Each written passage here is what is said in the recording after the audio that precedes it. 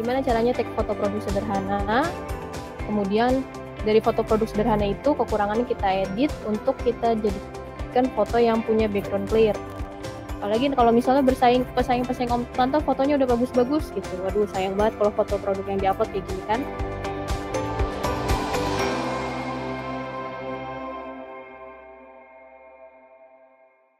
Kita kenalan lagi dulu nih awal, nama saya Anissa Kamala Dewi. Kalau di komunitas saya biasa dipanggil Ica. Tadi udah dikenalin sama Omikro, saya dari Kota Bogor. Kebetulan saya Ranger Komunitas Bukalapak Bogor. Hari ini saya mau sharing tips dan trik untuk editing foto produk.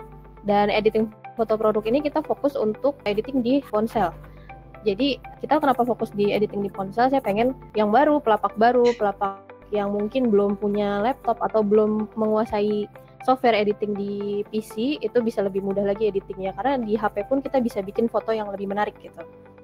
Ini saya coba foto produk yang simple nih. Kalau Om Tante belum punya lighting yang bagus, belum punya alat fotografi yang bagus, cukup manfaatin cahaya matahari pagi, kemudian Om Tante pakai latar putih yang matte supaya dia nggak mantulin cahaya yang banyak. Kemudian taruh objek di tengah, pas saat mau take, klik fokus supaya nanti objeknya itu nggak blur atau nggak buram.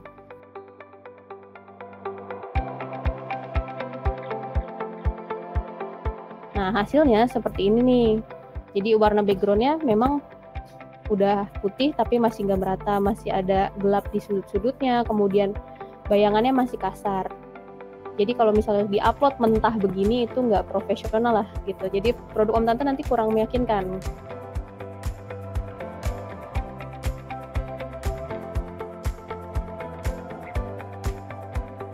Kemudian, nah dari foto putih tadi, kalau misalnya kita mau bikin katalog yang rapih buat di website tokonya Om Tante nih, buat di Bukalapak, kita bisa juga editing jadi misalnya seperti yang di sebelah kanan. Ada judulnya gitu ya. Ada warna-warna lain yang bikin foto ini tuh lebih menarik dan beda dari yang lainnya.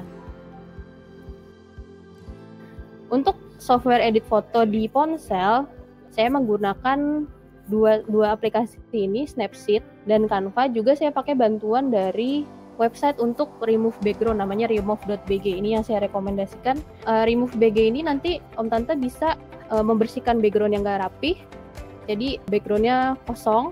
Nanti Om Tante bisa deh edit, mau latar belakangnya diganti atau mau dikombinasikan dengan gambar lain, itu semuanya dibersihin di sini.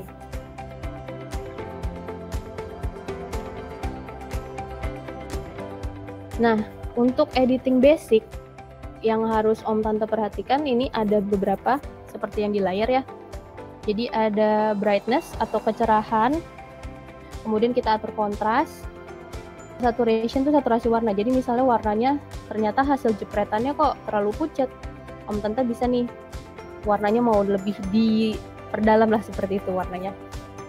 Kemudian ada highlight, ambient, segala macam, shadow, itu nanti bisa kita atur.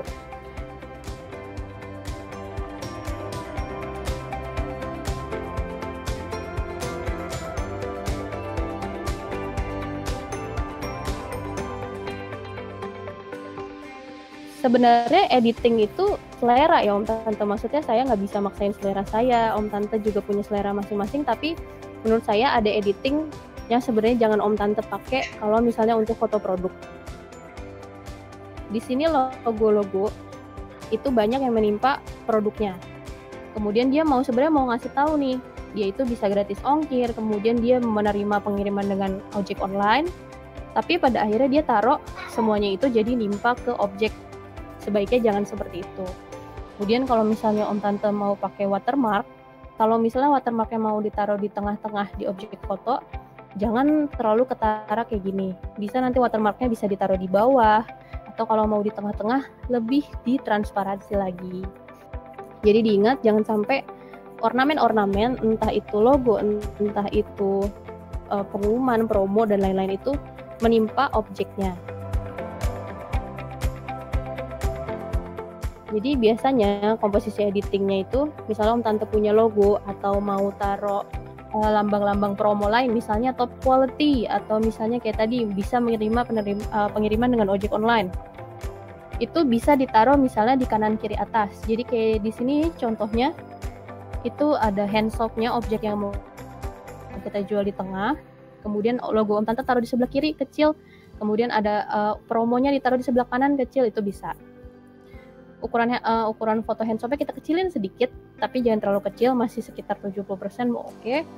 Kemudian kita taruh logo dan promo di atas, kemudian misalnya ada klaim atau keunggulan dari tokonya Om Tante. Misalnya harga sudah termasuk dengan bubble wrap dan packing dus misalnya.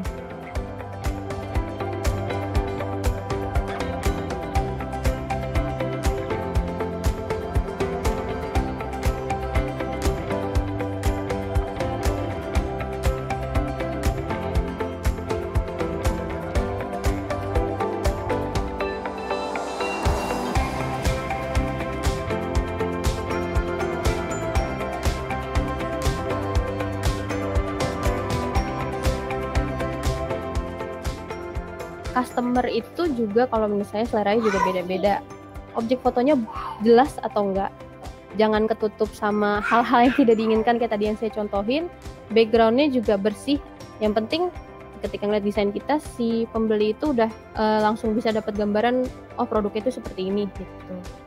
Terus komposisi produk di halaman editing juga jangan terlalu kecil, jangan kurang dari 50%. Tutorial ini nggak mutlak harus sama diikutin ya, cuman saya kasih tunjuk misalnya aplikasi ini apa aja yang harus Om Tante explore gitu untuk editing.